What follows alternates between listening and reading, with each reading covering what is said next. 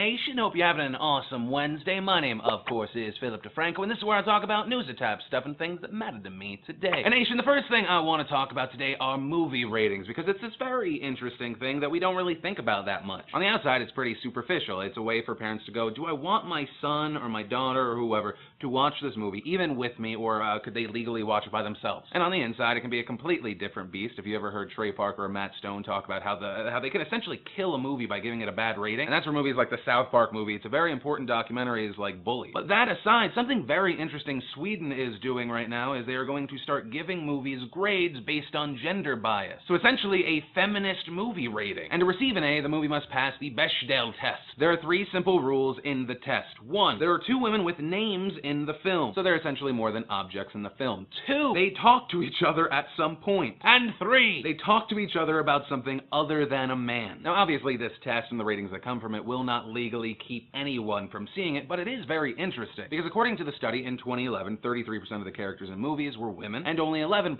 of them were the protagonists in those films. But I do wonder if that will begin to change. I mean, there were movies like The Heat that came out. It was actually pretty funny, and it's not something that you would think of, a buddy cop movie that has 2 women. And while there are movies that aren't really sexist in any way, like Up and Shawshank Redemption, that fail, I get where they're coming from, but what I would really be interested in is what if they did this test, but for black people or Asian people? We call it the DeFranco test. 1, are there 2 black people with names in the film that do not die in the first 40 minutes? 2, do they talk to each other at some point and are not in a relationship? And 3, do they talk about anything other than basketball, stereotypical black foods, and how white people cannot dance? And this test should obviously not be put against movies where inanimate objects come to life, period pieces where there would probably not be any black people because white people were being racist or they were not in the region. And you get the point. You can also play this game with YouTube videos, since the YouTube community seems to be like, hey, I have that one black friend that I can call to play that one black role. And keep in mind, I'm not saying anyone should just be downright offended, but it is very interesting to see the copy-paste kind of mentality that we get out of Hollywood. And Nation, next up, something you may not have known even existed is dying. Blockbuster's DVD by mail program, which apparently actually existed and maybe some people used, as well as the 300 brick-and-mortar stores, are closing. This will happen by end of year. A lot of younger people don't even know what the fuck a Blockbuster is. A lot of us, like 20-somethings and up. It's interesting and borderline sad. Netflix has replaced pretty much any DVD kind of needs I have. With movies, it's pretty much all moving towards digital. For rentals, 100% digital. And even if it's just for a moment, there's something kind of sad about it, because I didn't even know Blockbusters still existed. Like, you remembered that they kind of existed. You end up driving some part of town that you've never been before, and you don't see a Blockbuster sign, but kind of like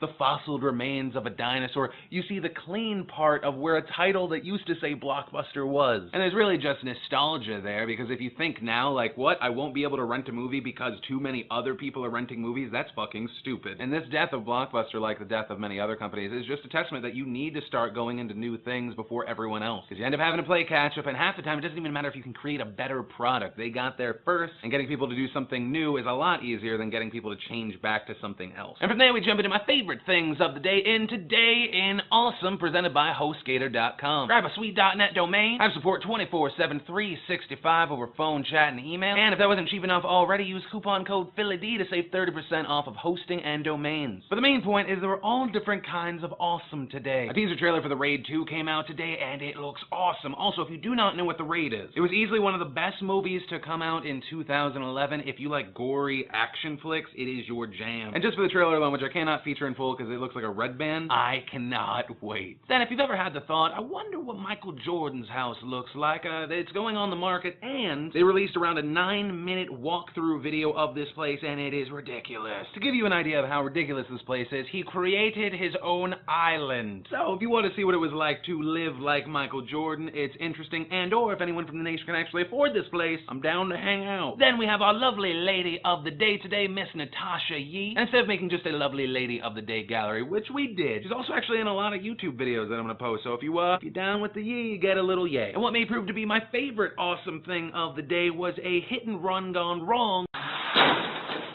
and then even wronger, and then wronger arrest.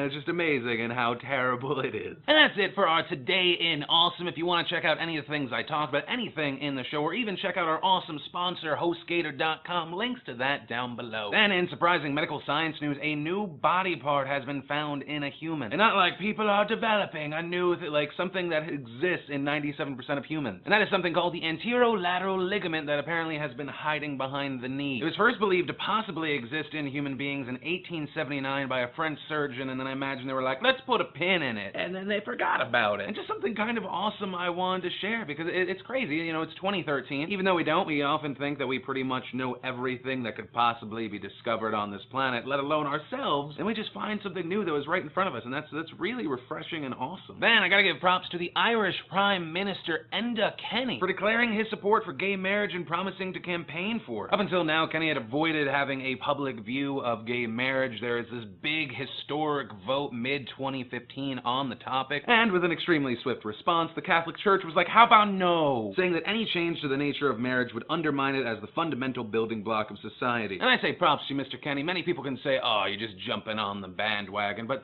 a lot of people forget that having this view still extremely unpopular with many, many people. It's about love, respect, and ultimately equality. On the other end, if you don't like gay people and you think God doesn't like gay people, do you really think he's gonna let them in? Because maybe the concerns are you're gonna get stuck with a bunch of gay people. Maybe there's like a separate but equal gay heaven. It's like regular heaven, but everyone's dressed a little nicer and cooler. The clouds really popping. Instead of harps, there's just Lady Gaga music. The fun part of that tangent is I know 85% of you loved it, but it fucking pissed off 15% so fucking much. Then in what could be big international news, forensic studies were done on the body of Yasser Arafat, the former Palestinian leader, and the results showed he may have been poisoned with polonium. The Swiss scientists who tested his body discovered levels of polonium at least 18 times higher than the usual in Arafat's ribs, his pelvis, and in soil that absorbed his bodily fluids. And all this means that the belief that maybe he was assassinated could be real. They could be legitimate, although the Israeli government has dismissed these reports, saying the Swiss findings are not conclusive. Even if they did find traces of polonium that could indicate poisoning, there's no evidence of how that poisoning occurred. Adding, Israel is not involved in any way. There's no way the Palestinians can stick this on us. I like to imagine this conversation happening and Dick Cheney and George Bush are in the room just slowly